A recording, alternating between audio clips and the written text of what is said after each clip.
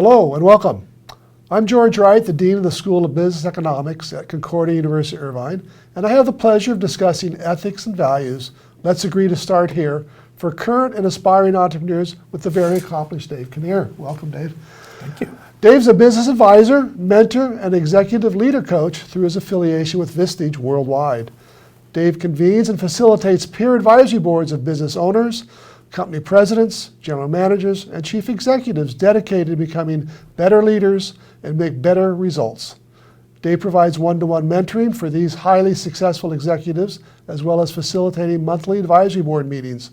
In addition, individual executives who are presently running successful businesses and executives in transition work with Dave to ensure meeting corporate and personal career goals.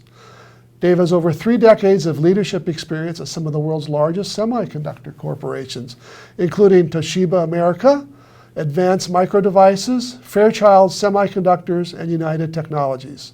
His career spanned electronic design, application engineering, procurement, management, sales and marketing, business systems implementation, analysis, and operations.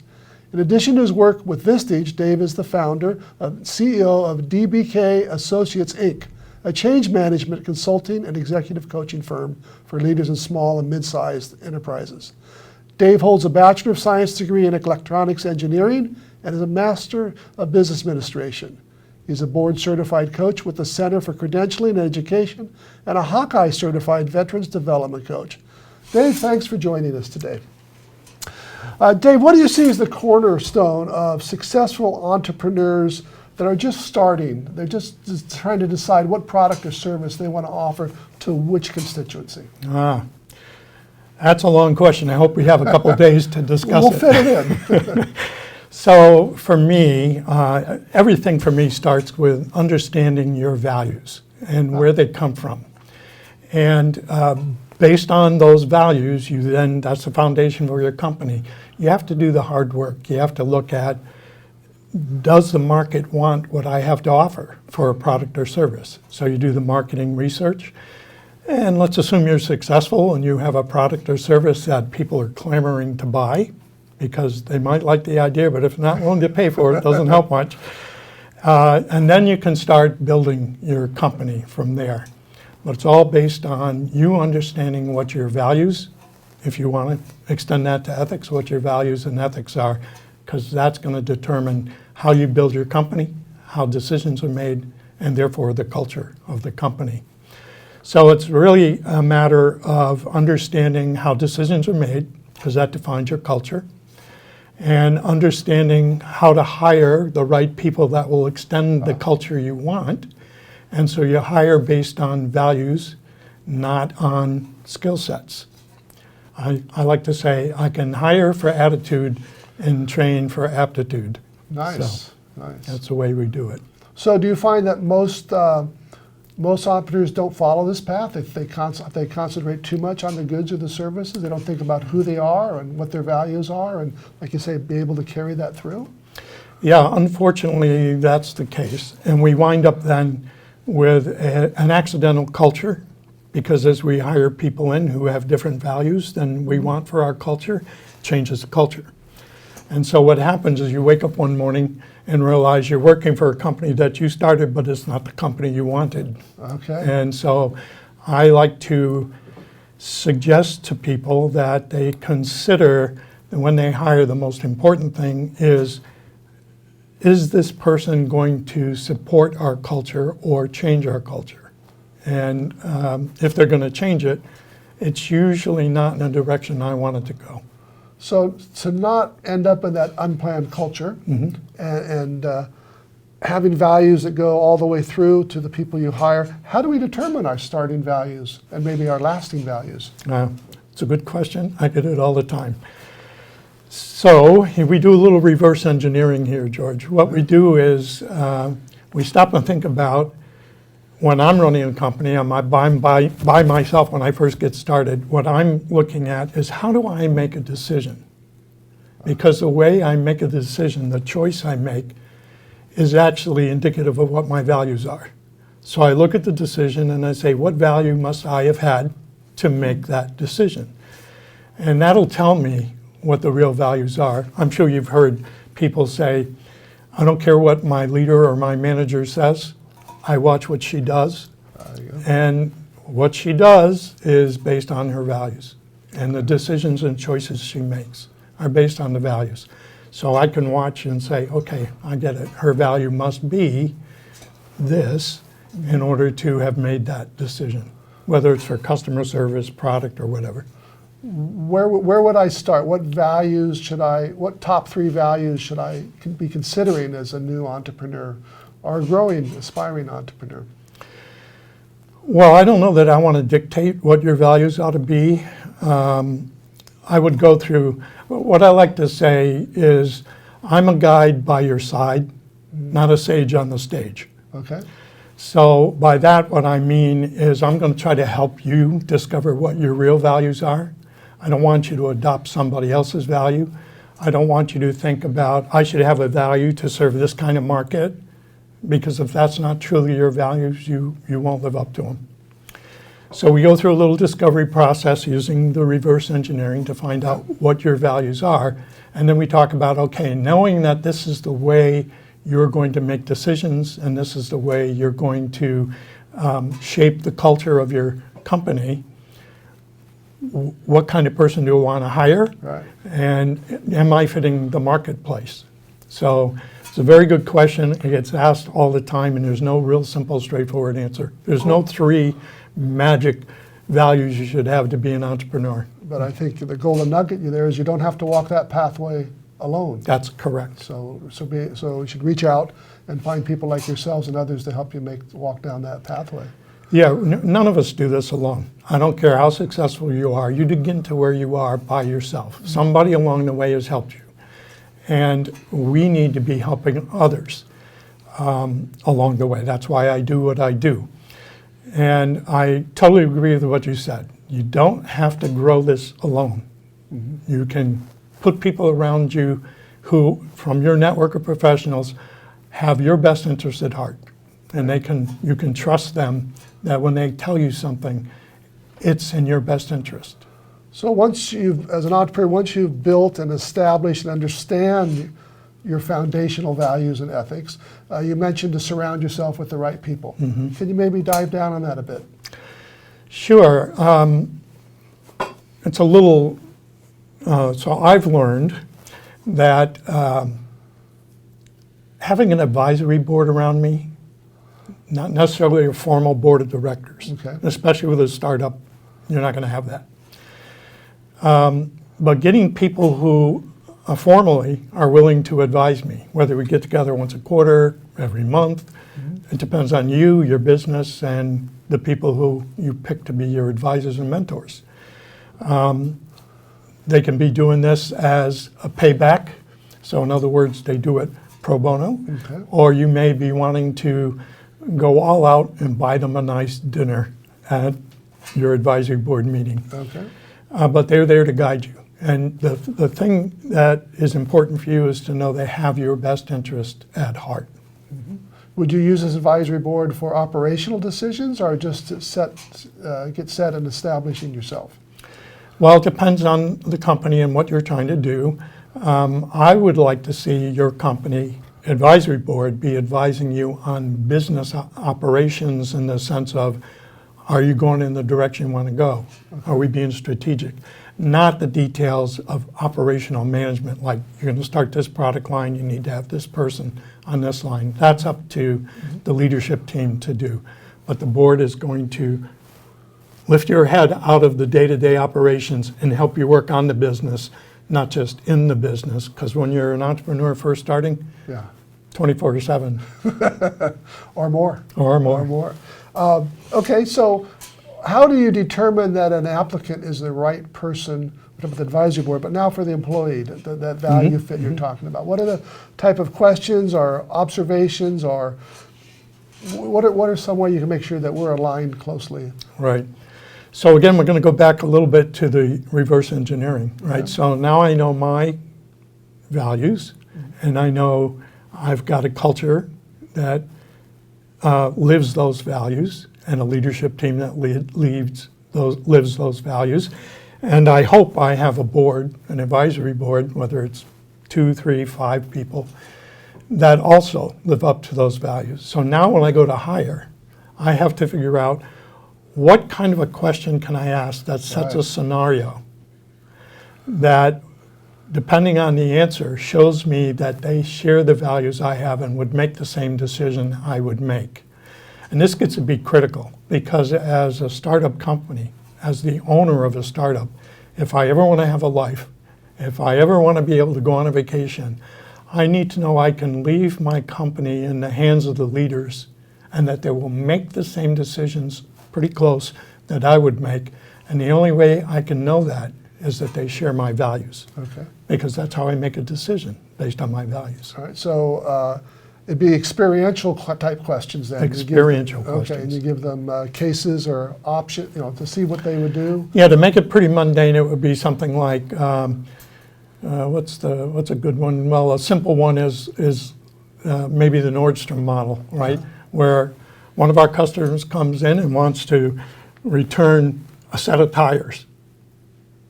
We don't sell tires. Yeah, okay. What would you do? And how I answer that will determine whether I am very customer oriented or whether I'm more bottom line oriented. And I can tell by the decision that I give you in that case and say, well, I'd tell her, no, you don't have a receipt. I can't accept those back. Or, yes, ma'am, no matter what, I'm happy to take your tires back. Can you tell me how much they cost if you don't have a receipt? And I take care of the customer. Now I know how I make decisions, what my values are. All right. Excellent. You mentioned about selecting employees and aptitude and attitude. Talk about that a little bit if you can. So what I mean by the attitude is what we just talked about. What are their values? What's their attitude towards business? How do they make decisions? What I mean by aptitude is the absolute skill set to do a particular job. Like, do they have the accounting skills to be my accountant? Okay. Or do they have the engineering skills to be on the engineering side of a product? Or do they have the people skills to be forward-facing sales representative or customer service? Okay. I've heard you talk before about pushing authority to information. Tell us about that. So if you think about most large corporations, and usually an entrepreneur has some kind of experience with a larger organization before they start their business, not always, but many times, you realize that in general, the way things work is some information will come into the organization. That information may be something about a product failing, it may be something about customer service, it may be something about the competition, what the competition is doing.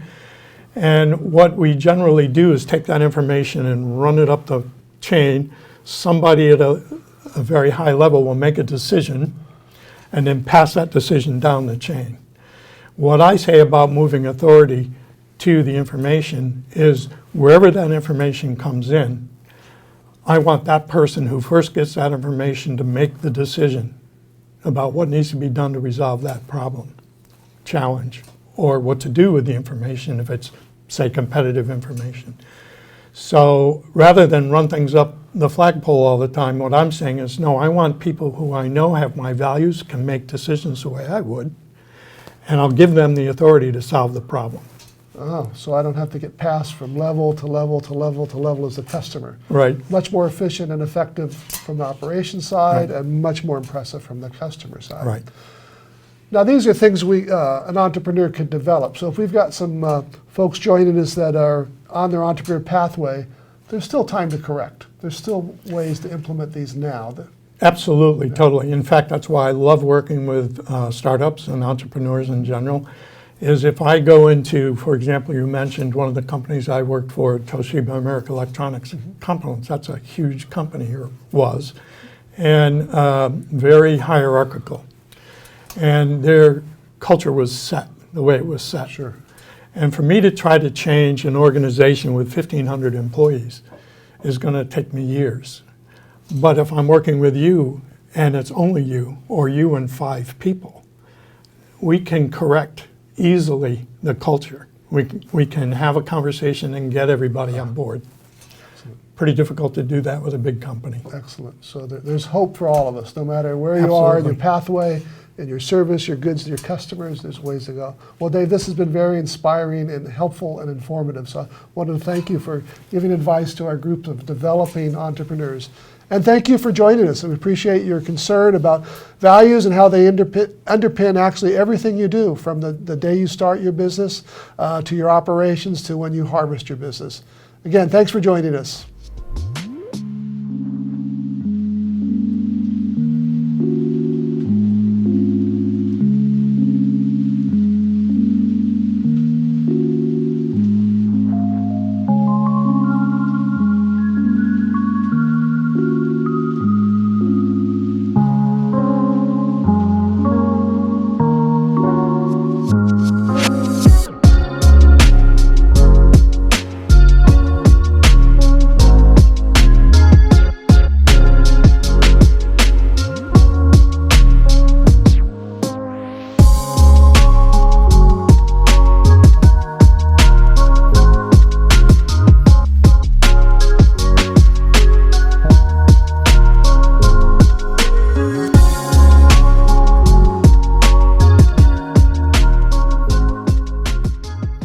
Hello, my name is Kelly Plater, and I'm speaking to you on behalf of Concordia University Irvine School of Business and Economics.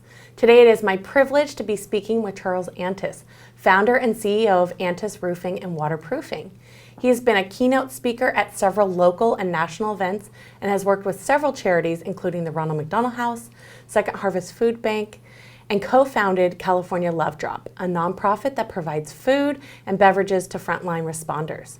Charles has served on a dozen national and local boards, including the National Roofing Contractors Association, and has received several awards, including the 2021 Homemade Subcontractor of the Year. Today, he's going to be talking about creativity, developing value, and specifically about impact capacity. So Charles, welcome. Please tell us about what is impact capacity. Thank you, Kelly. I'm super excited to talk about impact capacity because it's really currency today. And let me tell you how you could look at it, though, on what your capacity is. Let's imagine a doctor on an airplane. We've seen this scenario, we've thought of this scenario, we've heard of this scenario. A doctor hears a call on an airplane from the pilot, and it says, "Excuse me, there's a medical emergency." We know, we're certain that that doctor, he or she raises his or her hand in that moment and delivers that life-saving that service. And we know that it mattered. And two people are impacted greatly from that. The person that needed it, who was the person, the one person in the world that could deliver that? It was that doctor. And that doctor has that give. And he doesn't send a bill for it. She doesn't send a bill for it. But it's this amazing thing that happens. So let's look at that in our own lives. Do we have doctor on an airplane moments? Let me tell you something that happened to me 32 years ago. 32 years ago, Kelly, I just started my business. I needed every job just to keep the lights on. And I got 2 or 3 calls a week. Work was so important to me that I put weather stripping over the home bedroom that I had converted to an office. So if a caller called, they wouldn't hear my daughter. I had a little baby. So under that condition, I got a call from a woman and she had leaks in every room. And so I was excited to drive out there the next day. And as I'm driving out to this place, I'm noticing as I'm getting closer to the neighborhood where the home's going to be, I'm seeing homes getting smaller, I see graffiti. I'm starting to get this feeling in my gut like, oh, this isn't what I had in mind. And till finally I turn on that street where the home's going to be and I just see dead grass and a small home. But I go up and knock because my dad always said you always show up and you always do the right thing. So I knocked on that door and a woman answered the door and she had this expression like she's had a really bad month. Like, I didn't even know what to say, but I was coming up with the words I was going to ask her, and then suddenly I had the second impression. It was a wave of mildew that was so strong, it nearly knocked me down. And now I'm fight or flight. I'm getting out of there, and as I'm pulling away, wondering what I'm going to say to this woman still, I feel a tug at my finger. And that's when I look down. And in contrast to the mom's face and my face, which are like this, there's this little girl, and she has an ear-to-ear smile. She's 6, blonde hair, and she just pulls me into her home because she's got a visitor. And it was clear to me that I had to follow. And I followed her into this home, and she went into this crowded hallway after she went through this disheveled living room, and then she turns right into this room. And I knew it was her room because she points to the wall, and there's a My Little Pony poster. But at that exact moment, I looked down and saw 4 moldy mattresses where her and her siblings slept. In that moment, I was horrified. It wasn't a happy story. It was, oh my God, I have a mortgage payment to make. I have to get out of here. What am I going to do? But the one thing I didn't do, and I didn't say no, I just stood there. For about 30 seconds, it felt like 5 minutes, and the mom walked back in, and that girl is smiling still. She's still looking at me, and I'm still frozen looking at her, and the mom walks back in, and I see that expression again, and something came out of me that I never remember saying before. I said, I'm going to keep your family safe and dry. We're going to take care of your roof. And then I said that. It was out there. And I'm like, what did I just say? Did I just tell a lie? But there's something in that moment I want to pause on. That was my doctor on an airplane moment. I didn't say no. In my mind, I said maybe. I said yes, but I didn't know. And then when I went up on that roof, I would pray, please, please, please be just a hole in the roof. And no, it was gone. The roof was wasted away. They hadn't had a roof since that thing was built. And so that was that moment that I discovered that somehow I had capacity for major impact. Now, I didn't look at it that way then. I just had this condition that struck me right then, that stayed with me, that I couldn't let this family have a leaky roof just because they didn't have the money to pay. No different than that doctor couldn't let that patient alone on that airplane because it was this only chance to live. But look at my story compared to the doctor's. I'm just a roofing pro. And by the way, I hadn't installed but one roof until that moment. That was my second roof I'd ever installed. Wow. And yet, look at the impact we had. I got on the phone and got 6 volunteers. And do you know what those volunteers do every time we see each other? I mean, to this day, I haven't seen one in about 10 years, but it's a high five, it's a bear hug, it's a boom moment that all occurred because of this thing that we did together. And you know what happened every time I ran into one of those siblings? There were 6 kids in that house. It was a hug. It was an embrace. It was a, wow, look how powerful we can be together. And let's count how many people were impacted there. Let's see, there were the volunteers, there was me, there was the mother, there was the daughter, there were the siblings. I count 16.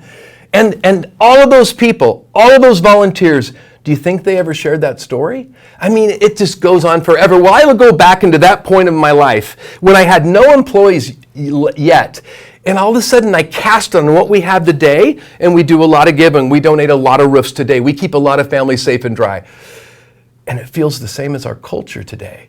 And those that know anything about culture will tell you this: culture eats strategy for breakfast. Look up Grabowski. He's an expert on generations, and he'll tell you why that matters. It all matters that your real stories show up with purpose, and there is your impact capacity. I'm going to tell you one more story because I want you to get this point.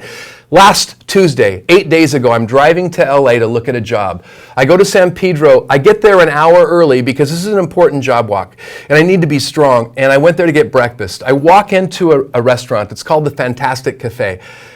But before I pulled into the driveway, I say, and then I was about to walk in, having an hour before my job walk. I looked and I had no wallet. I had no wallet. It was like, oh no. And my head starts to spin. Like if I get hungry, I get like chronic heartburn, and then I can't do the job walk, and all these people I'm going to let down. And so I looked around the truck and I found a few dollars, just a few dollars here and there. And I grabbed them together and I walked into that restaurant and I looked at the lady, and she was an immigrant, I believe. She didn't speak. I didn't hear her speaking. And I said, I'm sorry, I'm short. I don't have enough money, but I'm a ways from home. Could you make me a couple of eggs with these few dollars? And she didn't answer me. She just kind of nodded her head. I didn't know what it meant, and she turned away. And I'm thinking, why didn't she nod me? And then I see her serving food to somebody else. And I'm thinking, is she getting me something? I don't know. And then I look around, and I'm in LA, and it's last week, and the mask mandate was back in LA, and I realized, oh, maybe she's not talking to me because I'm not wearing a mask, and I'm sitting there, and I'm spinning, wondering if I'm going to get food. And all of a sudden, I see her take this box, and she puts 5 strips of bacon in it. She puts 3 eggs. She puts a big bunch of hash browns and toast and butter and jam, and she looks at me, and she hands it to me. She still didn't smile. And I grabbed it, and I ate it. And you know, it's a simple story. It's a simple story, but it explains that same concept. In that moment, she could tell that I was hungry. And she discovered that she had the capability to feed me, and there weren't any words necessary, and that is impact capacity. And I think it's huge when we see ourselves that way, because these stories define our happiness. They define how we see ourselves in the world, but they also define how your people see you inside and outside your company. And that's all that matters today more than ever when we see, no matter where you sit, authenticity is in question wherever you look. Like, what is that authentic? How do you show yourself with vulnerability? You do it to your people, inside and outside your company, by aligning with cause. Wow, those are powerful stories. So Thank you. Thank you for sharing those with us. They're so valuable. So how did you discover your impact capacity? You had these big moments, but when did the light bulb go off? Well, part of it was that experience, and then it was that experience of after we donated that first roof, there would be a tech would go by a home and somebody didn't have money, or I'd go by a home and somebody obviously didn't have money, but they had a leak that was destroying their castle where they live. And how could I not patch it? At least patch it. Maybe not a new roof, but why not just patch it? And so we became struck with a condition that we couldn't let anyone have a leaky roof just because they didn't have the money to pay. That's where it started. And the way it showed up was in Habitat for Humanity. They came and asked if we donate a roof, and we said, sure. That was over 10 years ago. We've donated 86 roofs since then. And let me tell you what's going to happen. In 2 weeks, this is Impact. I'm going to show up on a Habitat build. And there's going to be, Eagle Tile's going to be there. Eagle Roofing Products have donated every one of those tiles. We donated all the labor. And we're going to show up there and we're going to commemorate the 500,000th nail in the 137,000 tile in the 86 families that we've housed together by donating the roofs. And we're going to celebrate the fact that of those families housed in all those projects, 76% of the children are going on to further their education after high school. That's 3 times the average of where they came from. This is the impact of what we're doing. Do you know what that does to us? Do you know how that lifts us? It makes every nail matter. We say every nail matters. Isn't that powerful? Because it does. There's 200,000 parts on the average roof we install. Imagine if one nail goes in too far, not far enough on the edge of the roof where it's hard to access, the whole system fails. It's like imagine a jigsaw puzzle. You put it together and there's one piece missing. That happens on roofs all the time. Unless you can bring purpose to the workplace, then your product's better. You attract and retain talent better.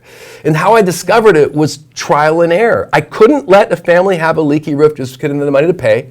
And then pretty soon we discovered we couldn't let a family go hungry just because they didn't have the money to pay. We're a roofing company. Why does that work? Because it's real life today, real stories. We discovered that we couldn't let. Today is our 50th blood drive since last year at Antis campus. Wing Lamb's been there with the California Love Drop. We've been treating everybody there. I mean, the impact from that is huge. And because of it, we know why we exist in the world. And we have leverage with our people, with our product. If we have a product that fails, and I call the manufacturer, what do you think Eagle Tile is going to do if I have a product questioned by any client when they are aligned with us in building community together? What was your question? I don't even know if I answered it. You did. But my final question Yes. is just how can you help other people either grow or find their impact capacity? I love that question, and I don't like to ever skip that over. It's really important, young professionals, to find that thing that fulfills you and learn to tell your story. Talk to your parents about it first. Talk to your friends about it. Learn to talk about it. Learn to incorporate it into your daily life, which means volunteer some. Now, I've learned something. The first gig that I got on a board was Habitat for Humanity 10 years ago. And I won. I was recognized as Board Member of the Year, Volunteer of the Year. I was donating 40 hours a month. And I love doing that. But today I don't volunteer 40 hours a month at Habitat. I spread my volunteering over very many places. And what I'm telling you is you don't need to donate 40 hours a month, but raise your hand and say, this is what I can do. And join that committee on that cause that fulfills fulfills you. Maybe it's Ronald McDonald House like me, because maybe you have a family member like I did, like when my twins were born premature and the house kept us close so they could heal. Now you've got a story you can tell. I've told this story, and we've got 200 roofing companies across the country adopting all the Ronald McDonald House roofs. Locally, Katie Recker and I wearing these along with Wing Lamb. We've raised $13,800 to double the size of the house. So find that story that's real, that fulfills you, and join the board. Don't join the board initially, join a committee on there. They may not ask you on the board initially, but let me tell you, they will. When you join that committee and you get fulfilled by what you're doing, you'll work yourself into a position to serve at a higher level. But don't join a board until you do these two things. And this is kind of harsh, but I want you to do it. Don't join a board unless the CEO is a strong leader that has these traits that can really lead not just a passion, and also, even more important, make sure that the board members on that cause that you're getting aligned with have something that you want. You know who they are. You want to be like them. You want to matter like them in community. Then I'm going to promise you this. You will assume all of the traits of those you sit next to on the causes that you get involved with. So get involved. Make sure it's a real story. Make sure it's led strong. And make sure the servants on that board have what you want. And then your career will start to shape itself. Because if you want to matter and be fulfilled, there's a magic intersection where fulfillment meets impact. And that's where your impact capacity is. Well, thank you so much for your passion and for telling us about impact capacity. It's been a privilege speaking with you today, Charles. Thank you. And thank you so much. Thank you. Good luck, entrepreneurs.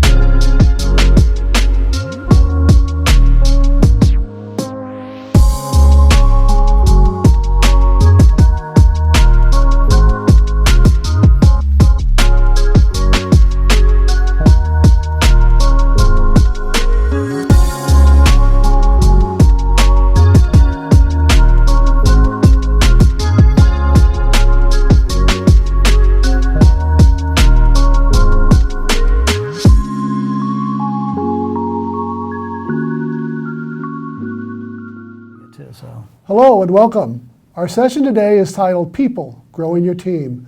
Balance, someone to make it, sell it, collect on it, and steer it. Today, we're discussing the importance of selecting the right individuals for the right time in your personal entrepreneurial endeavor, with today's focus on the development phase. Our guest today is Abe Maghaguian, and he's held executive leadership roles for over 20 years as a CIO, a CEO, a president, and senior executive with intensive experience in finance and operations, allowing him to build many successful business development channels for international and domestic merchant service providers. Currently, Abe serves as the president and CEO of APPS, a leading and innovative fintech company. In this role, he continues to deliver a variety of client-centric platforms for his customers, servicing businesses, merchants, and governments in the payment arena, internationally, expanding through partnerships and acquisitions in North and South America. Abe's actually involved in charitable endeavors with the Teen Challenge and Convoy of Hope. He's an alumni of Concordia University, Irvine, receiving both his undergraduate business degree and MBA from Concordia, where he continues to be a servant leader, serving on the Dean's Advisory Board and coaching and mentoring CUI students that are emerging entrepreneurs. Welcome, Abe. Oh, thank you. Abe, share with us, what's the difference between a founder and the very first team that he puts in place? It might be different from as he evolves. Well, as a founder, you come up with the vision. You come up with the product. You come up with how you want the product to work. Mm-hmm. And you might be talking, you might have roommates as if you're in college, and you and your roommates are talking, and everybody's got a great idea that can help. So that's founder and his first team is usually who the people they're talking to. All right. So, but as a founder, your first team is very important to you because if your team and you are the same person, they're not going to help you. They're just going to enable you on the path that if you're going wrong, right, or indifferent. Because most founders believe in their product. It's their baby. And if their friends are their first teams and they don't question and they enable, then they could go down the wrong path. So that helps create waves behind you, because what happens is, when I say waves, is you start going into the marketplace because you think you have the right product. You go get a couple of friends that give you some money. You raise, say, $50,000 or $100,000 with friends and neighbors, Right. and now that becomes part of your first team now too, because now they're your private investors. They're your neighbors. They're your friends and your family members. So it puts a lot of ownership as you as the visionary person that came up with the concept and the product. Now, if your team is not strong enough to hold you to where you're going, your money people are now going to be your best friends, because they're going to be now telling you how you're going to. So wrong, right, and different, they're going to pressure you to go the right way. So that takes you to the next step, where do you have the right team to get to the next level so your product can hit the marketplace, and can you make revenue from it? So having a team around you of enablers just creates waves and creates actually anger between each other too, because eventually you go, it was your fault that I made that decision. And it was your fault that I went to the board. I went to my board, which is now comprised of people that bought you basically because they paid into your company. Somebody giving you $25,000, you have to know who's giving you that $25,000, because you went to friends and neighbors. That $25,000 to them might mean something. So now they have all this money invested in you, and they don't know where the product's headed. So can you get to the next level with the team you have? So what you need first is, who's the visionary?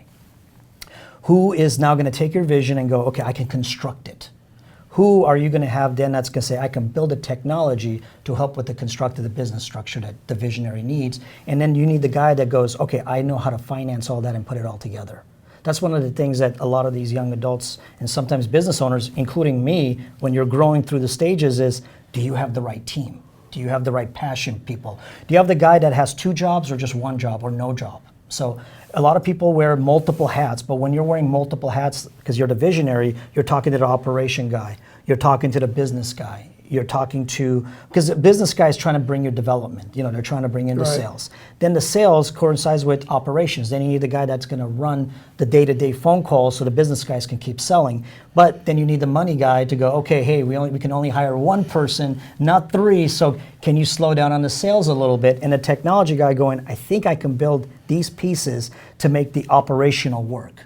So it's one of those things where it flows. So that's when you get to the next phase where you've sold, say, 5 products. Now there's 10 LOIs coming in, letter of intents coming in of new business. Sounds great. Do you have the right team in place? Because you can choke yourself out by saying, yes, we'll take all the business, but your IT department, servers were built for, say, 100 new business, not for 1,000 new business. Do you have the right capacity to load balance all of that? Then, does your operations team have 3 seats, 7 seats? How many phone calls are coming in? So everybody thinks statistics doesn't come into play. Statistics is the most important part as an operations guy, because everybody thinks the CFO should have all of that knowledge. If your chief operations guy is all about day-to-day operations, that's more of a vice president of operations, not a chief operating officer. To me, a COO that handles my business, he's got statistics behind him. He's got operational efficiency, productivity. He's got ratios from each office, how many phone calls come in, who's dealing with who. Right. So it's structural, it's just structural growth. And your finance department, a lot of people go, I'm going IPO. That's such a great statement, I'm going public. But why are you going public? What are you going to do when you go public? Why would you go? Who's going to take you public? There's so many points, because just because you make a table doesn't mean that table is going to be what everybody wants. Sure. Everybody thinks they've got the next, Facebook, Insta, whatever it is out there. If not bigger. Correct. Everybody forgets going IPO means you could be on the penny stock exchange or you could be on the real one. So when you're at New York stock, you got NASDAQ, there's so many different levels of IPO or publicly traded. Are you going to be backing in? Are you going to be starting from scratch? There's so many levels of interaction. So first and foremost is your management team. Does your management team know how to interact with each other? It's like getting married. COO, CFO, CIO, CTO, Senior Vice President of General Manager, Corporate Affairs, everybody's married to each other. And everybody, as the CEO and the visionary, the main founder, you have to figure out how everybody's going to work together. Because as the company gets to the next level, so does the egos. Nobody's humble. Sure. Everybody's right in the meetings. Trust me, when you go to a meeting with all the C-levels, everybody's defending their stance if you lost somebody. Like for me, I'm in the merchant industry. And the reason our company started, like a hockey stick, started growing in the last 24 months, we built technology that everybody needed, but nobody wanted to build. So we built reporting systems that I can sell to my competitors because they need it for their merchants. I just make a few pennies here or $1 there a month from all of those. So if you have something like that, that's a different type of management team. If you have something that nobody else has ever built and nobody's even thought of, then you have to have a different management team, because you don't want a board that comes in that takes over and makes decisions for you. That's why a lot of people are like, oh, I'm going to raise capital right off the bat. The moment you raise capital, especially from a third party like a real VC firm or angels, instead of your friends and neighbors, there's covenants that come with that. There's criterias that come with that. Then there's your management team that comes with it, because your management team might not meet the criteria that they set for you guys. And they might set it to where they get rid of your management team. Facebook comes into play, right? Yeah. Look what happened to one of the partners, the CFO. They started crunching him out of the company because they know where the company's headed, and was he the right guy, was he not the right guy? So they made business decisions for him. And that's what a lot of young adults don't understand is when you're going into bed, say like these big firms, Morgan Stanley, Charles Schwab, these big names, to get there, you have to have something that is so different that when they're going to take you public, you have something there. So you need to be able to change. You need to recognize yes. who you are, where the industry is, yes. where your alliances and allegiances may lie, yes. and because of the investment levels, yes. can really affect that. And the friends you have today are not the friends you will have tomorrow. The enemies you have today will not be the enemies you have tomorrow. Because some of us, we were in the same dorm room, had the same idea. We just like I always go Facebook because that movie came out and it showed them writing it on the glass, and then a few years later it became a reality. But some of them didn't come. Some of them didn't, wasn't part of the deal going in the future. So we've had a lot of young adults here. So when I read the business plans, when I look at the structurally, it's all about who your management is and how you can go to the next level with the management. When they get up and they say, I'm the CFO and still an undergrad, or I'm the COO and I'm building this product, and the research shows that if you go on the marketplace with that, you might be breaking rules because you might think internally you've covered all your bases. So getting the right attorneys are important too. So a lot of people say, I need a board and I need the law firm first to build a corporation because the board is going to drive that. No, you need a good mentor. You don't want somebody to come and buy into your company when you're not ready to give shares, because it's expensive at the beginning. Yes. If I talk to you and you're coming in and say, hey, I'm going to bring you my IT department, but I want 20%. That's an expensive 20% now, especially if you have something. So what you want is a lot of mentors around you that have already done it. They have the right law firm. They make a couple of phone calls for you, get with the right people, set up the LLC or the INC, whatever you're doing, set up the right state you're supposed to be in, because states make a big difference too. Delaware, Wyoming, they have different rules than Nevada does, than California does. Are you going to be a more tech company in California? Because right now, if you're a tech company in California, it's hard to get developers. It's hard to get anybody from the development side because everybody's here. Yeah. You're in the hotbed. So would you say then that your management team may change depending if you're debt or equity or the ratio? Yes. How would you balance that? Well, your management team comes to play with what kind of revenue you're getting. Mm-hmm. So debt to income ratio is very important because your management team either has the knowledge base to get you to the income ratio and a debt ratio. So if you're raising capital, your management team might be your friends at the beginning, but the moment you raise capital and they ask for your monthly financials, they ask for your monthly write-ups on your white paper, your management team might not be qualified to meet those demands, so they'll bring their own teams in. So management team at the beginning, if you raise capital, as I was saying, is you might not have the same team anymore. Okay. And that's, so your management team, if you want to grow together and learn together, you have to build everything yourself. You're not going to probably have to raise capital, you're going to have to do everything, go in the marketplace, bootstrap yourself, raise a couple of friends and neighbors, make a couple $50,000, $60,000, go to the next level, because the moment you raise capital, the management team has to meet the covenants of the capital raise. So I think what you're saying is, besides developing products and services and developing markets, you have to develop your management team. Yes. Or replace them. Yes, because your management team, and that replacement word is a very difficult one, especially if you're an entrepreneur and you're a founder and you have your team. Because like for us, in the last 3 years, we had to replace our COO. We had to replace our corporate controller. We had to replace our senior level business development people because we went to a different extract of information that we're sending out to people. So I had to go get from U.S. Bank and go get somebody from Chase or anybody at that level to meet the level that we're trying to get to. So it depends what level you want to go. Your management team can get you where you need to go only if you have the right people. If you don't have the right people because they're your friends and you have to be. It's kind of harsh, but you have to know when to fire your friends sometimes. Sure, that's. Or if they're owners, say, hey, I need you to be a silent owner so I can take the company to the next level. So those are the hard choices as a visionary, as a founder, and having your team right off the bat. If they're your college roommates, if they're just your friends, or if you're in an MBA program and you met somebody that you think has the qualifications, you start your LLC, they're 50% owner, you're 50% owner in the corporation and everything, and next thing you know, you get all these documentations, you went to the wrong law firm, the law firm set up your corporation wrong, somebody can come in from the back door the way you set up your corporation. There's so many levels of information. And it's also, as you point out, it's a mixture of employees and contractors, like yes. outside law firms, outside accounting firms, Yes. licensing firms. For me, sometimes 1099 is the best way to go to learn who they are too. So some positions that we had, like business development, we 1099 you first. It's because you come in, you're saying, I've got a book of business, or I can do this for you, I can do that for you. Okay, 6 months, start building it. Because a lot of these guys that come in, they want a payroll. Okay. Well, a lot of them, if they can do what they really say they can do, they can make more money on a 1099 and then extrapolate and then move that into as a payroll. Okay, so they're not afraid to set that risk, and it minimizes your risk at the same time. Correct. Like for me, when I first came to Atlantic Pacific, the founder started the company with $2,000. Wow. I said, okay, give me $2,000 a month. Mm-hmm. Within a few months, I already was established and well past wherever I'm making now. Yep. So, but that's because you have to believe. So most of your management team, if they don't believe in what they're doing, that's what I was saying is, who are they? What kind of waves are they bringing in with you? Because the person that says a COO has to believe they're the COO, has to believe that they understand it and can give the knowledge back. Yeah.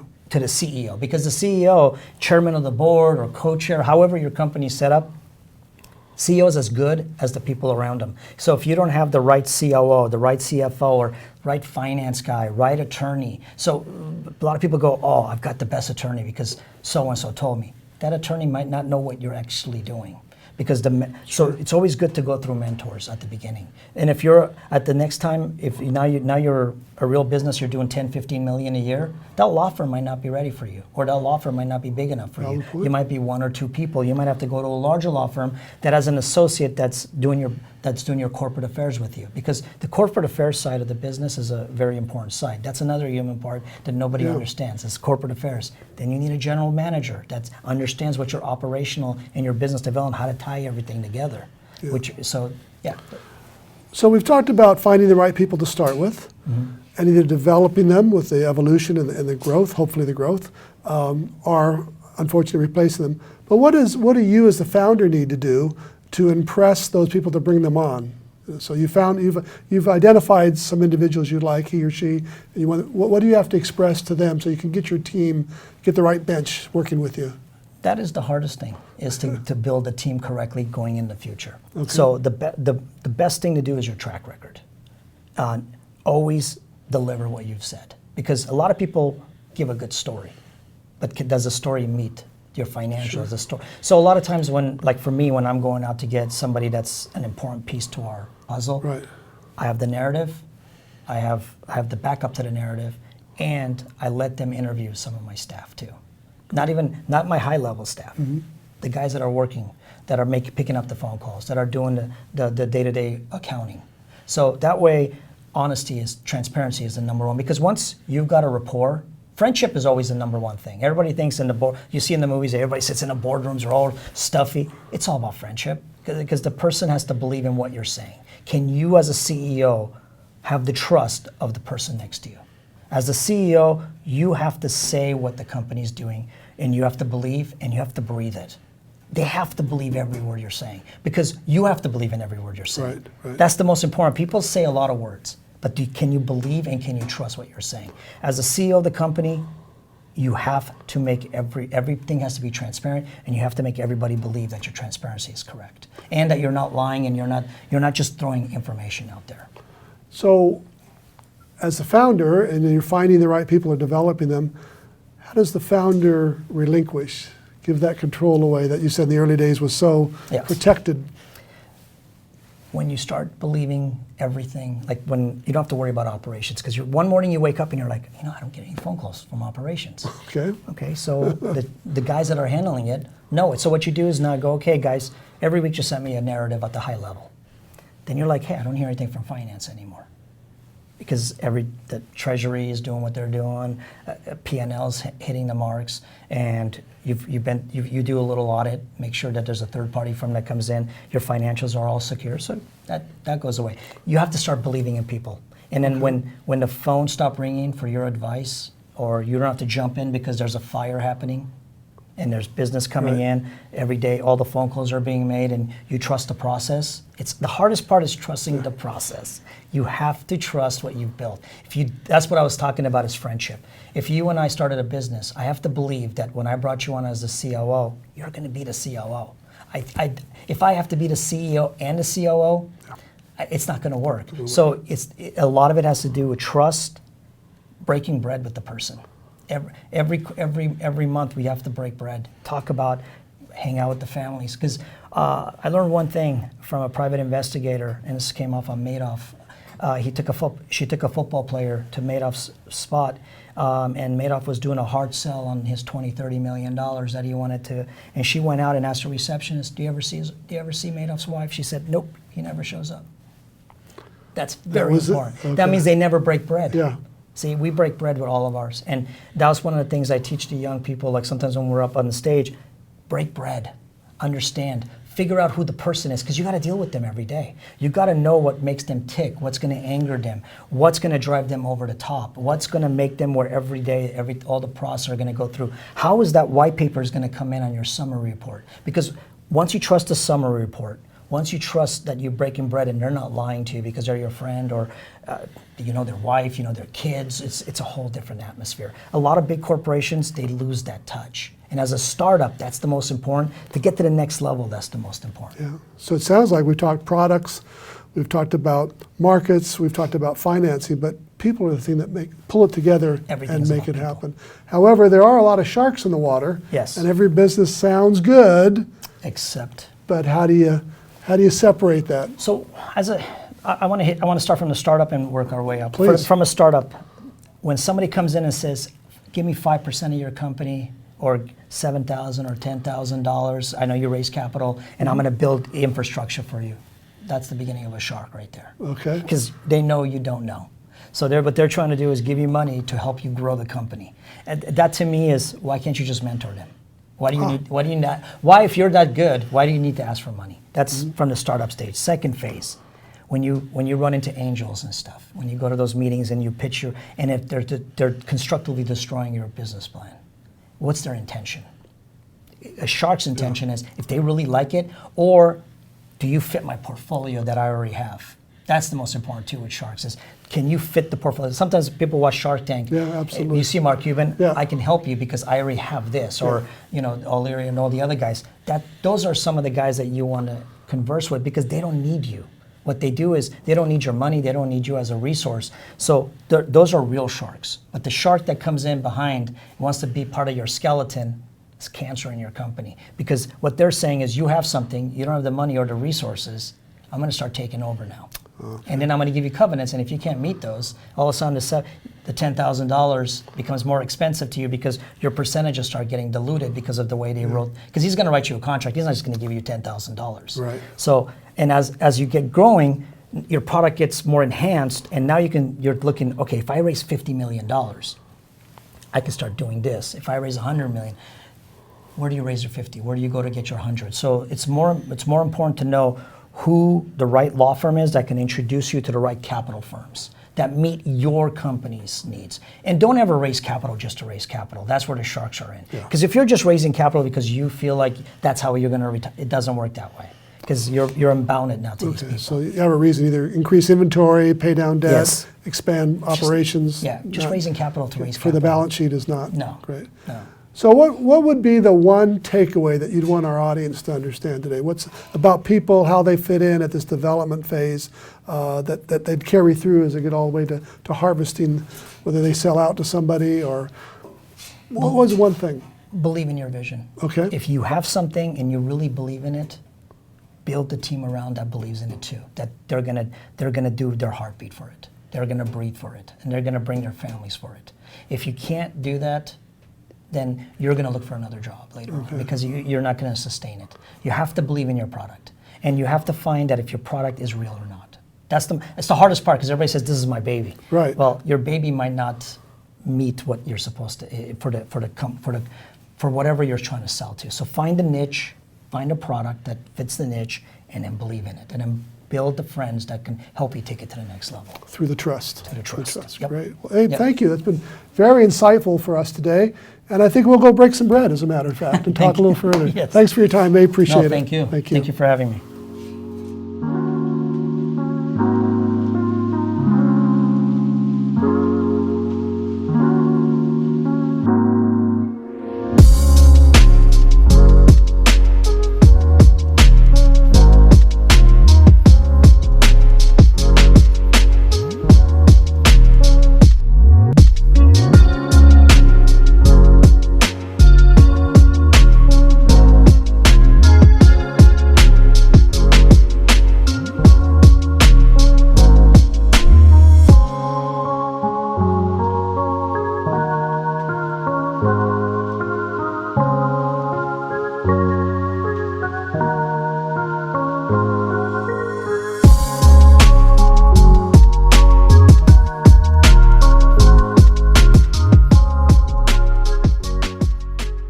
Hello, my name is Kelly Plater, and I'm speaking to you on behalf of Concordia University Irvine School of Business and Economics. Today is my privilege to be speaking with Wing Lam, the co-founder of Wahoo's Fish Tacos. Wing is a 30-year-plus veteran in the restaurant industry. He has served as a panelist and a speaker at global events, was featured on the ABC hit show The Secret Millionaire, and serves on the board of various nonprofit organizations. During the pandemic, Wahoo's, like many restaurants nationwide, lost 85% of their business in 2 days. So Wing co-founded the California Love Drop that serves food and beverages to frontline responders. To date, the California Love Drop has delivered over 29,000 meals to over 300 Love Drops. So today he's going to be speaking to you about capital, family, friends, founders, and fools. So please tell us today, what is the first strategy you need to consider when starting a business? Well, the first thing you should try to do is, why isn't somebody already doing what you're thinking it's a great idea, whether it's a product or a service, right? So is there a need for it? And do a little survey, informal, and you're going to find out that nobody really wants that. You know, it's not going to really enhance anybody's life, or it's not going to make anything better. So if you figure that out, I could really do this Google thing because people need to find things, right? And that's the beginning. So then the first thing is like, hey, if it's such a great idea, right, who's going to fund it? Yeah, that's definitely an important part is funding. So how does your product or service create value for your prospective customers? Well, if you have what I call, if you are able to make somebody's life better, and I look at, like, say, our restaurant, right? In the beginning, people were, in the late 80s, 90s, it was beginning of people wanting to do things faster. So you took a traditional restaurant, would have taken you about an hour to have lunch at. Well, if I could cut it down to 30 minutes, it's more productive. You can go back to work sooner or whatever. And more important, not cutting down on the quality of the food, but just the speed of service. So that's the first thing we did, because hey, let's see if there's a need for that. And turns out there was, because in the late 80s, there was fast food and there was full service. We kind of created this new quick casual space. Yeah, that's definitely great. And there's so many of them now. What is the best way to gain investment capital? Well, one of the things is, first you start with your own, money, and then people are like, oh, you've got some skin in the game, we call it, right? So let's just say you need to raise $100,000. So let's just say you're about 30 to 50,000 of your own money in, and people are like, he's got a lot of skin in the game. So then the next thing is the friends and family round. So maybe they're willing to put up a lot as well. I'm going to tell you, in terms of private banks and all that, forget it. Because unless you want to do a line of credit or take a loan against your house, some kind of collateral, at that moment, you might as well use your own money because you're not really having to pay yourself interest, right? It's your own money. So the idea is, don't go out thinking that you have a great idea and you're going to be able to raise the money. The raise the money stops at about the friends level. Because again, once you kind of got the family, the friends, and you got the business going, then you're going to attract people like, wow, that is such a great idea. Why didn't anybody think of it? Then all of a sudden everybody wants to jump in because you've taken most of the risk out. They're seeing the model working of whatever is the service or the product. And now you can either get private equity, you got all kinds of banks wanting to loan you money, and friends of friends are like, oh my God, I just talked to Tom and I really like what you're doing. Is there a way for me to invest in? So that's kind of like, there's a process to it, but it's always, they want to see it before they invest. So most of the risk is going to be on you and your family and your friends at first, and then hopefully you're going to be able to raise some after that. Was that how it worked for you? Pretty much. I mean, it was just family money. I mean, literally the first Wahoos in 1988 was about $30,000. That's all it took then to basically take over a lease, clean up the existing restaurant space, and maybe add some new equipment. So it was like bare minimum what we needed, so it wasn't very risky. So of course everybody goes, oh my God, we can do this for 30 grand. Goes, well, now try to do it again. Once people know you. So the second restaurant took about 90,000, right? And the next one took about 170. So every time we try to do it, it got a little bit more expensive. And today, I mean, you can spend upwards of $1 million to open a new restaurant. And we're not just talking one of ours, anything in general, if you're doing it from scratch. And ideally, if you can find a restaurant that went out of business, you're basically about halfway there because most of the improvements have already been done. The plumbing, the electrical, all that. So those are the big, I call it improvements that require a lot of capital. And once you close the restaurant, you can't take any of it with you. The plumbing is in the building. The electrical is in the building, right? So it's a lot of capital. But again, just if you're starting like a plumbing service, an electrical service, any other service, the same thing. You're probably going to have tools, a truck, right? So again, the initial one will be yours. And then the idea there is, hey, can I do it with you?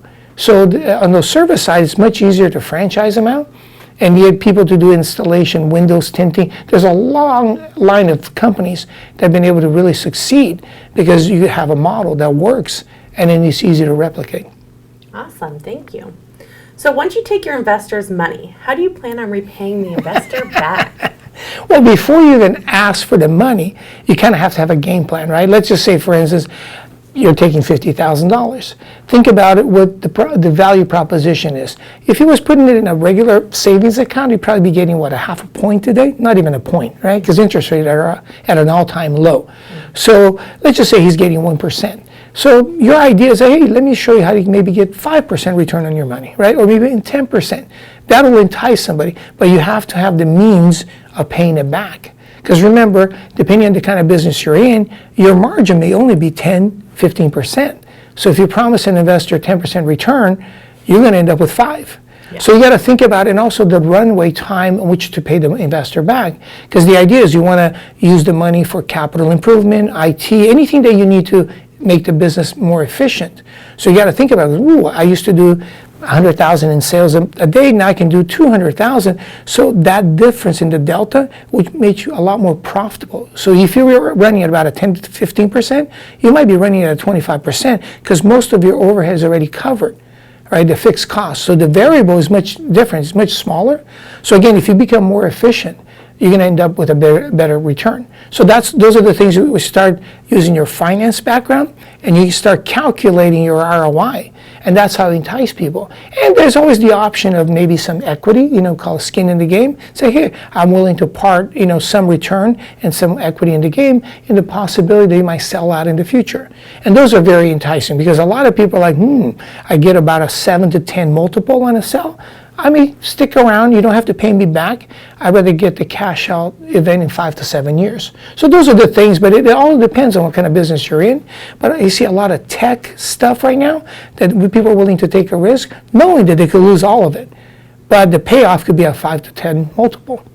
Yeah, and you talked about that long-term investment for some of them as well. I think important. Yeah, because that's the thing. You don't want somebody to invest in your business or your idea if they want their money back in a year. It just doesn't make sense, right? So if hopefully they're in it for 5 to 7, which is what most startups, what it takes for them to get to I call it a liquidation event, where they get some of the money off the table, get everybody a little comfortable, a house payment, and then you keep the money in to ride another wave, But 5 to 7 is most of the time that what works well. Awesome. Well, what other advice would you have for young entrepreneurs? Well, I mean, the big thing is, have the passion, but also have the ability to manage your expectations. And that's a big thing, because if you're used to getting a paycheck on Friday, being in business for yourself is not a good idea, because you may or may not get a paycheck on Friday, because you are the boss and you're in charge of making sure everybody else gets their paycheck on Friday. You're the last one to get paid. So you have to have a little bit of money tucked away for that rainy day, because it may happen sooner than later, right? And have that runway. So you are going to be the one making all the sacrifices. So you may not be going on vacations. You might be the one working weekends and nights. So there's a lot that goes with starting. So just make sure that, one, your family's 100% behind you, your wife specifically, right, or your husband. Just make sure that you know what you're doing, right?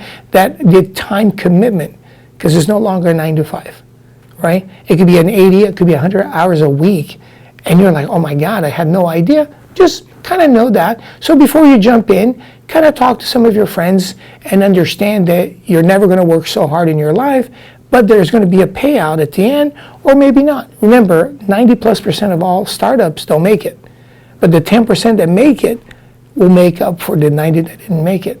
So I'm hoping that everybody's in that 10% bucket, right? Because you never know what's going to happen. There are a lot of things that, like COVID is one of the perfect examples. We were doing amazing numbers, and all of a sudden COVID hit.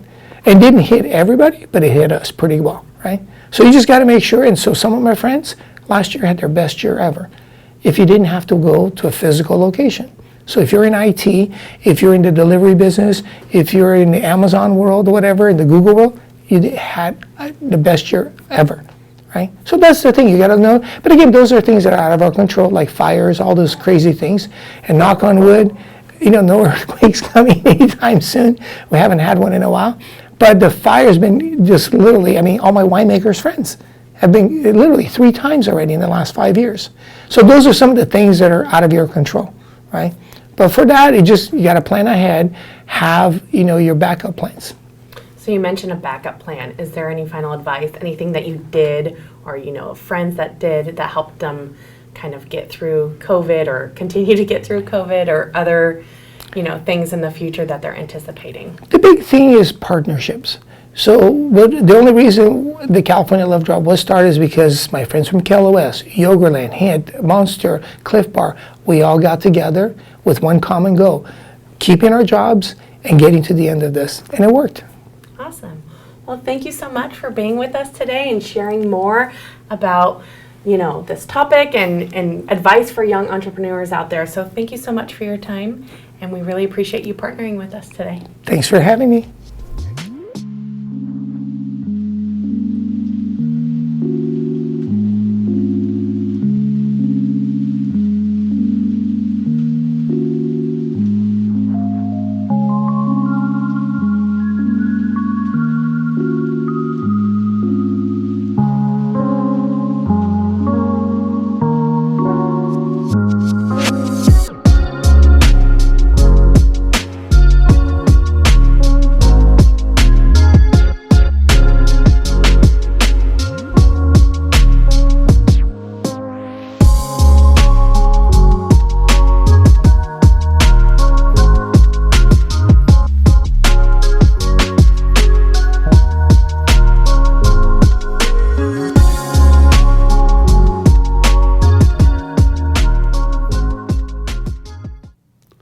Hello and welcome. Welcome to our conversation with Dick VerWayne about first action steps in the development phase of an entrepreneurial business after arming yourself with information, education, and awareness of the critical components of funding, people, and time horizons. After a very successful career spanning 52 years with a focus on industrial distribution, which included tasks such as sales, marketing, inventory, ERP, CRM, and supply chain management, coupled with customer development, team culture, ISO 9000, infrastructure, strategic planning, and finance, Dick now serves as a SCORE mentor right here in Orange County. In his prior roles, he developed a personal startup of 1 to 7 U.S. and 3 European locations, including key roles in general and financial management, M&A, joint ventures, international business, and more. In his SCORE role today, he guides others by sharing how many of the principles he used are applicable to most industrial business and business relations today. Today, he'll highlight how the beginning entrepreneur can get started and get started on the right track. Welcome, Dick. Thanks for joining us. Well, thanks for inviting me. Dick, what would you say are the 2 or 3 main things that a budding entrepreneur needs to know? Maybe planning, or about relationships, or about what they could do today? Well, it's some of all of that. To start with, when you start the business and you flip the switch to make it go, then it's time to get busy. You've done all the planning, you've got your cash flows together, you've got your financing together, you've got your IP together, and at that time is when the meter starts running. Okay. You know, it's for real, it's a live thing now. And when that happens, then things start happening quickly. At least you hope they start happening quickly. But you need to always remember why you started the business in the first place. Some people start businesses to get rich. Generally that doesn't work out real well. Some people do it because they've invented some great new technology. That's a really good thing. Or a new service. All of those things are important, but never forget why you started the business, because once the meter starts running, it's easy to get distracted by shiny objects.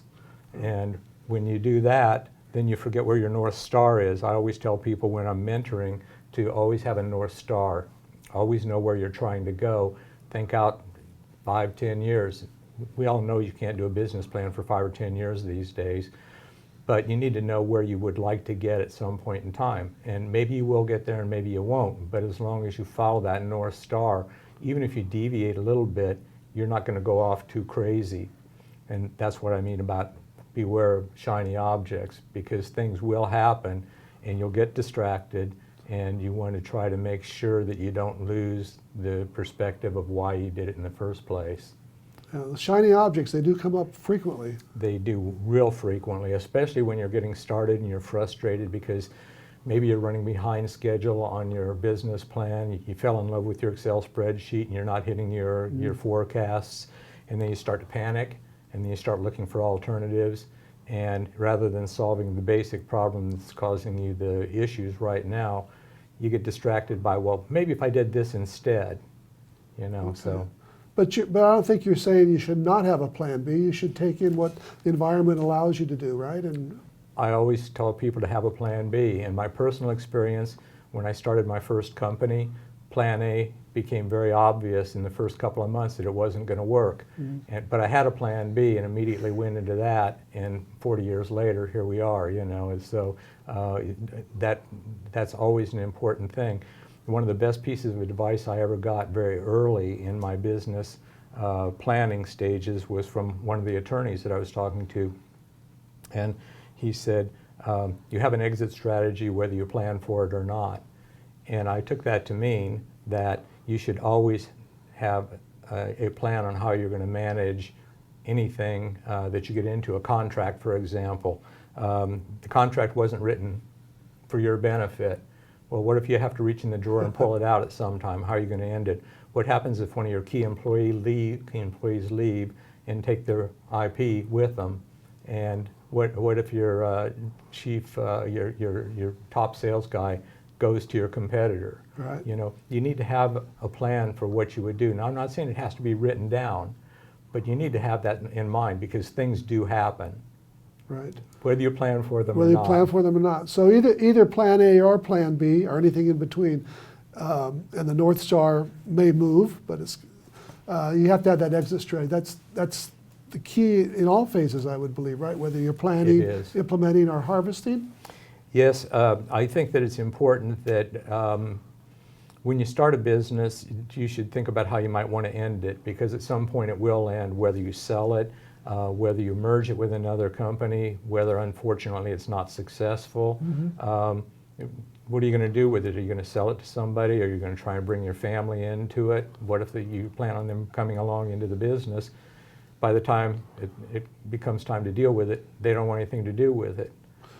Would you say in your work experience or in your consulting experience that most people are blind to that exit strategy need? I think an awful lot of people are when they get into it, and I think it's probably a matter of either not having some good advice up front or wishful thinking that they're going to live forever and the business is going to thrive, and hopefully you will, and hopefully it does. But in the real world, things don't always work out the way you plan. And so thinking about how you might wrap it up is important. In my case, I had a plan from the time I started it that would be that I would sell it unless my daughters were interested in it. It turned out they weren't. And you know, we had a stake in the ground and we knew what we were going to do with it.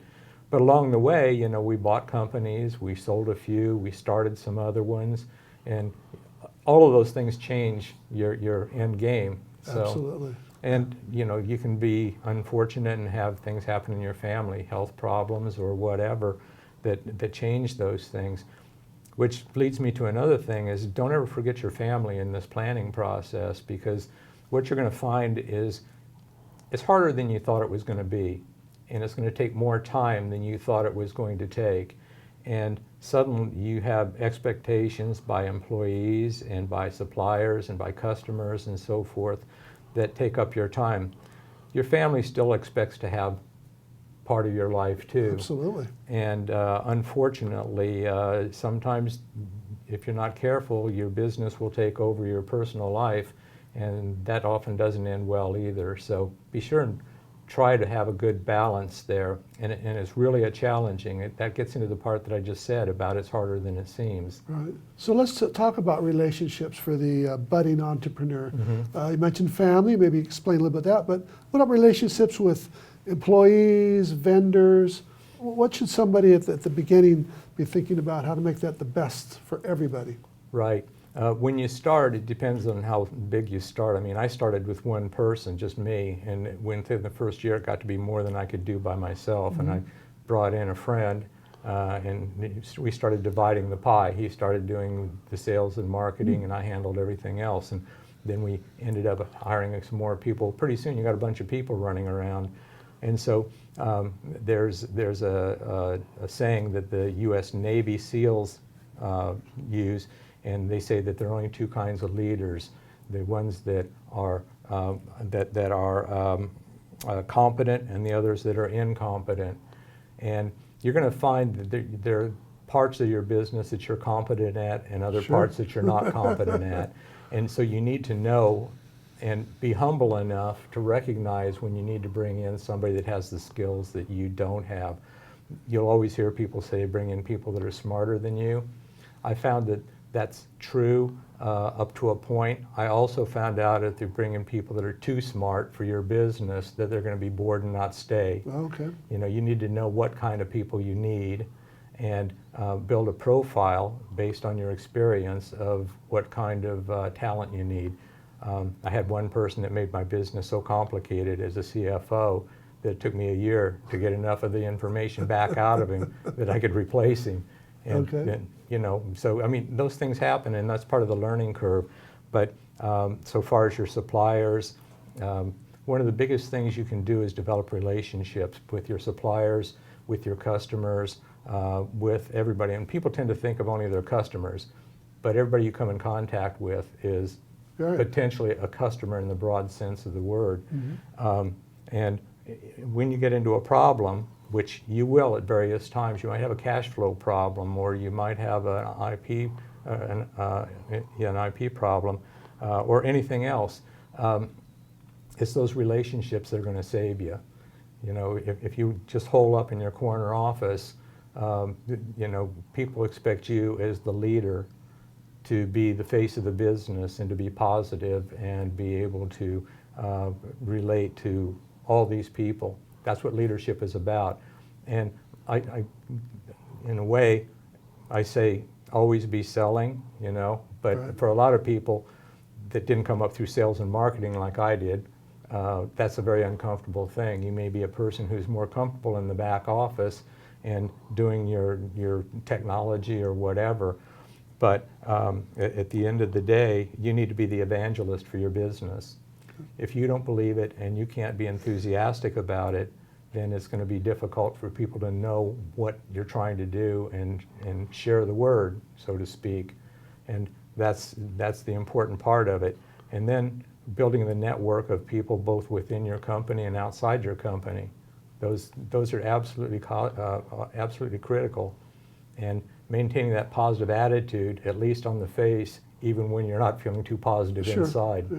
So it's really important, use the word selling, but it's persuading, and it's being proactive about it and informing others, whether they're, we touched on family members, we talked on employees, we're talking now about suppliers type of thing. So any tips there on how we can be persuading or selling? Every one of those things is important, and including them in the planning is a really important thing, because it's not commonly done to bring all these parties into your planning process. And I don't mean you bring them into the boardroom and share your secret sauce, but rather make them a part of your business, make them feel a part of it. And if you can get to the C-level people that are your suppliers and are your customers, your chances of being disintermediated by a competitor is a lot less likely.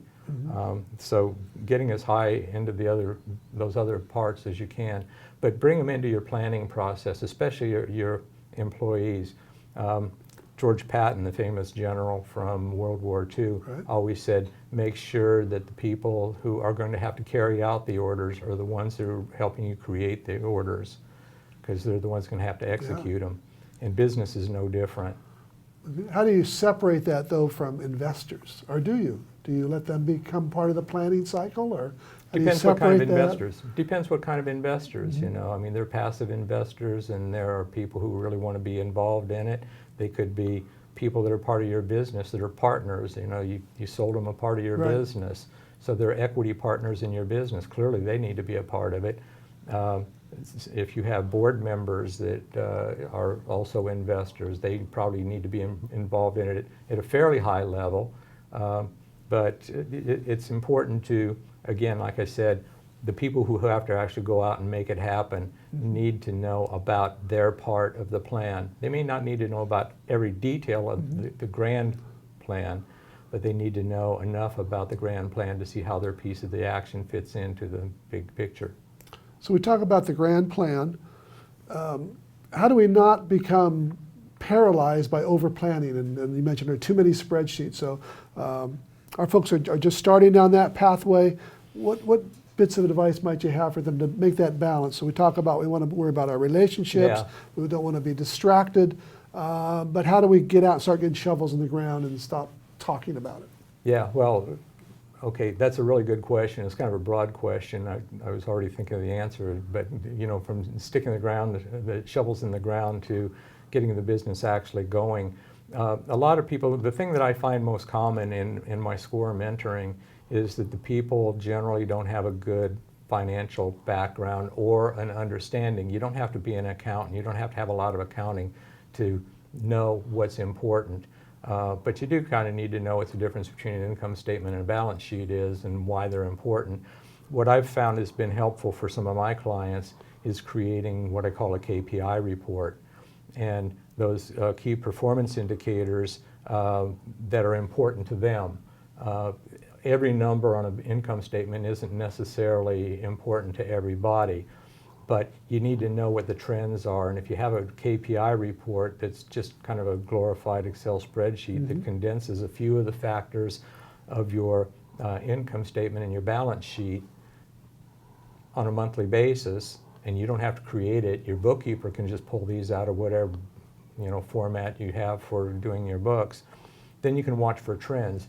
You know what your goals were because you did budgets. Right. So you can say, well, this month I just killed it. Oops, next month I fell on my sword. Next month it's going to be okay. But at the end of the year, you're going to have months that are up and down. But at the end of the year, did you make your goal? Did you come close to it?